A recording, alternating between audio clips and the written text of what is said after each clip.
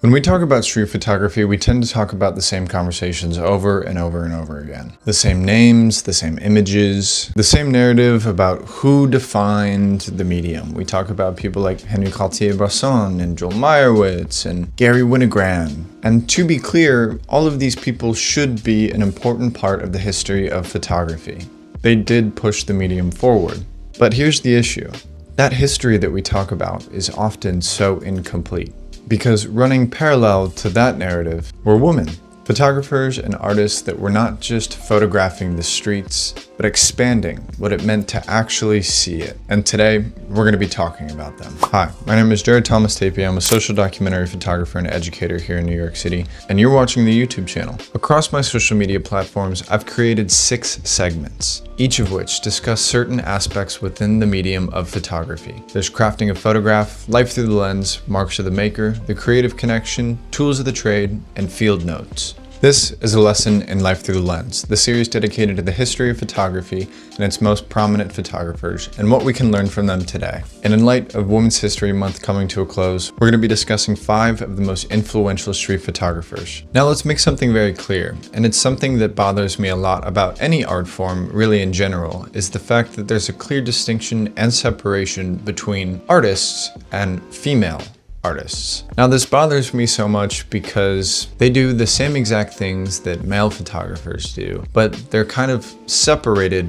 Doesn't really make sense to me. So I want to start off by saying that these artists that have been selected, yes, they're women, but they're just as important, if not more important, in my opinion, than their male counterparts. And the identity of being a woman has nothing to do with the fact that their work is fantastic. And the reason why I believe that is because there's a common thread between all of these artists. They didn't just observe the world, they felt it differently. Now these 5 artists are in no particular order. None of them are above one another. It's just the list in which I decided to make them. And I feel like we can't start off this list without mentioning my own personal favorite photographer of all time, Vivian Maier. Vivian Maier was born in New York City in 1926, but spent much of her life between the United States and France before eventually getting her start in Chicago. Chicago in the 20th century was kind of like a city of tension. You can look at other photographers' work during this time period as well and notice a lot of the same matters that Vivian photographed. Much like New York City, in her later career, Chicago was industrial and working class, but still very alive. Maier worked through all of that quietly. She spent most of her life working as a nanny, staying with the people that she nannied for. This allowed her to move through whatever city she was in practically invisibly, photographing life in front of her as it unfolded. During that entire period of time, she produced over 150,000 photographs. Some of her most recognized images today may include her self-portraits and reflections of mirrors or shop windows and polished surfaces. She had an uncanny ability and childlike wonder, capturing children mid-expression, often caught in raw, unfiltered emotional states, as well as her amazing photographs of working-class citizens all over the world, filled with tension and humor and humanity. Now, a lot of people talk about Vivian Maier, and a lot of that stigma comes from the fact that her work was uncovered after she died. Nobody had any idea. Well, there were a few people who had some ideas of what she was doing. If you watch the documentary about her, Finding Vivian Maier by John Maloof, who was the person that found Vivian's work at an auction sale, you'll come to understand that there was maybe 1 or 2 people who actually had an understanding of her work. But for the most part, she never published anything, she never sought any type of attention for her work, and it was all posthumous when her work came out. Now, I do think that there is a certain level of novelty that comes with that. I think that it's very admirable that she only cared about photographing the world around her, but she did have some interest in showing off her photographs. She described some of them as quite good, she thought. But I think that that's maybe the most least interesting thing about Vivian Maier, is that nobody knew her work until after she was dead. I think what's really important about her work is how she saw the world and humanity and the contrasts between everyday life. And even though her body of work wasn't validated or exhibited while she was alive, it still stands up there with some of the greatest street documentation that the world has ever known. Moving on to the next artist, we're going to be talking about Diane Arbus. Arbus was born in New York City in 1923 into a relatively wealthy family that owned a department store on Fifth Avenue. She began her career in fashion photography, actually, working in sort of controlled environments, working with things like perfect lighting and perfect subjects. But then she walked away from all of it because she realized that perfection wasn't honest. Arbus is known for some of the most confronting portraits in photographic history. Identical twins, Roselle, New Jersey, 1967, child with toy hand grenade, 1962, and her portraits of circus performers, drag queens, and people living on the margins. To many at the time, her pictures were kind of unsettling. She was photographing people well into the margins of everyday life here in New York City that carried a lot of stigma behind them. But her work didn't allow any distance. And she worked primarily in New York City, but her subjects existed in spaces that normal people didn't want to go to. And that's why Arbus changed photography in a very fundamental way. She shifted it from observation to confrontation. And in my opinion, it felt like before Arbus, photography often just presented the world. But after Arbus, it questioned it.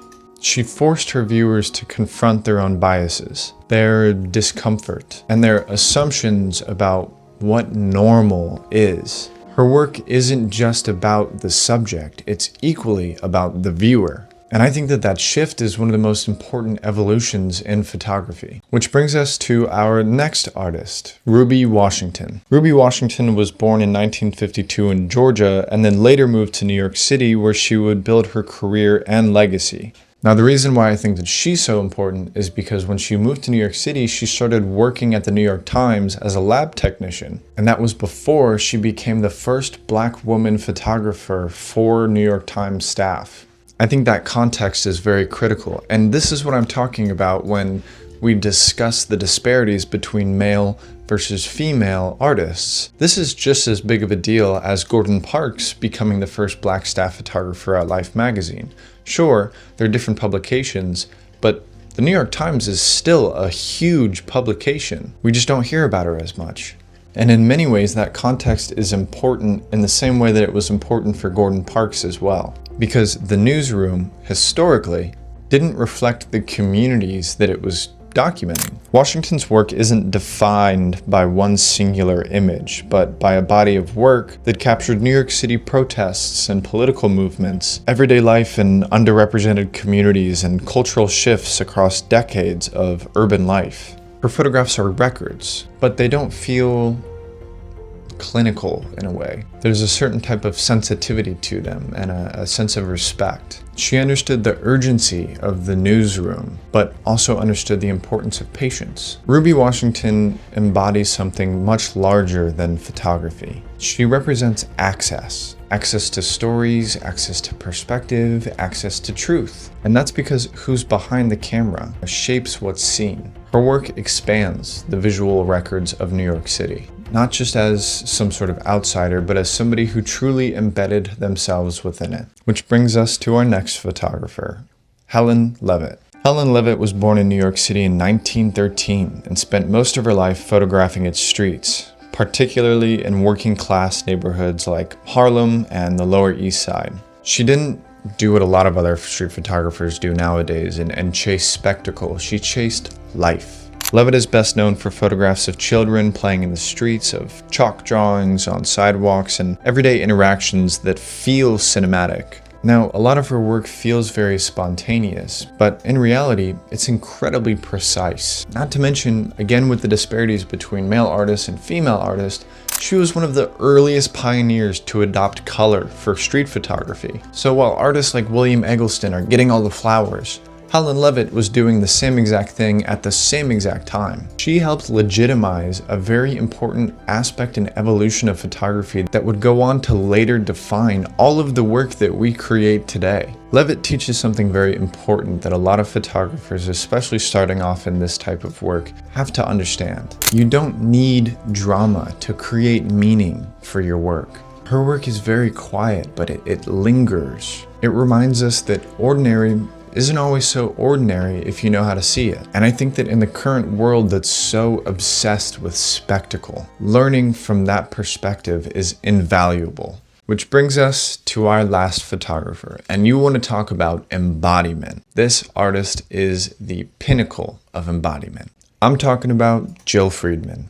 Now, some of you may know that early last month, I had the opportunity to meet with the Jill Freedman estate, and I took on a job there as their social media person, sharing the work of Jill Freedman as well as their archivist. Prior to this, I've already been super educated on Jill Freedman's work. I've always loved her work, but being able to see her work of the archives and just how much stuff is actually there has changed my perspective on just how important Jill really is to the medium of photography. Jill was born in Pittsburgh in 1939, but like so many photographers who were drawn to something larger than themselves, she found her voice in New York City, and not the polished version of New York that we know now. She didn't give a flying about the skyline or the postcard version of the city. Freedman is best known for her work Circus Days, capturing life behind the spectacle at circuses, Firehouse, from her time living alongside FDNY firefighters in the Bronx, and Street Cops, documenting NYPD officers on the job. Now, the photographs themselves are extremely well made, and they're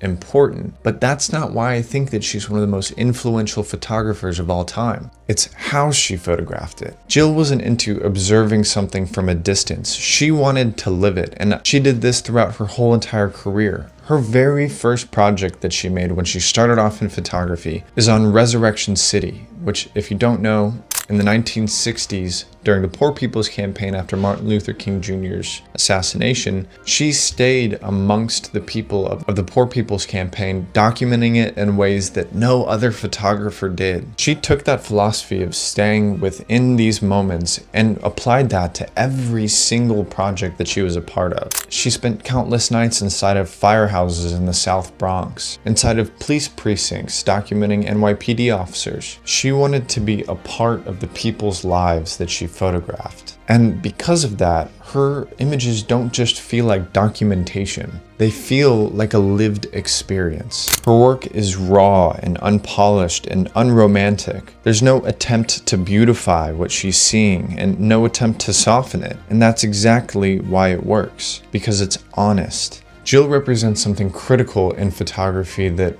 new photographers need to understand and should listen to, and that's commitment. Not just showing up for a quick moment, but staying long enough to understand it. Not only that, but be accepted into it and trusted within it.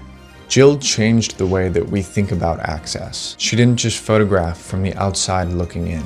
She worked from the inside looking around. Her work reminds us that photography isn't just about seeing life. It's about participating in it. And in a time where photography feels so quick and transactional and surface level, Jill's work stands as a reminder that the best work comes from depth. So now, when you look at all of these photographers together, something shifts. Maier shows us the power of the unseen work. Arbus showed us the power of confrontation. Washington showed us the power of representation. Levitt showed us the power of subtlety. And Jill Freedman showed us the power of immersion. 5 completely different ways of seeing. 5 completely different relationships to the world. And yet, all of them honest. All of them necessary. And if it's anything that these artists teach us, it's this. Photography isn't about how quickly you can make an image. It's about how deep you're willing to understand it. Oh, alrighty guys, that's going to be it for today's lesson in Life Through the Lens. I hope that you enjoyed this piece. All of these photographers have been very influential in my own development as an artist, and I've said this in a few articles before, but I'll say it as many times as I need to. I find the work of these photographers more interesting and more raw and more real than I do really any other photographers. That's not to say that I don't like a lot of other photographers, but these 5 artists specifically, I hold a great deal of respect for. I hope that this was educational and informational. I hope that you go check out the work of all of these artists, and hopefully you can learn something about them and their process and the way that they took photographs and why they're so important. So there's a coordinating Substack article with this video that you can go and read as well. And you can find me on Instagram at Jared Tapey. You can find me on TikTok at JaredThomasTapey_, and then on Substack at The Creative Connection. So there's really nothing else left to say except get out there and get shooting. And I'll catch you on the next one.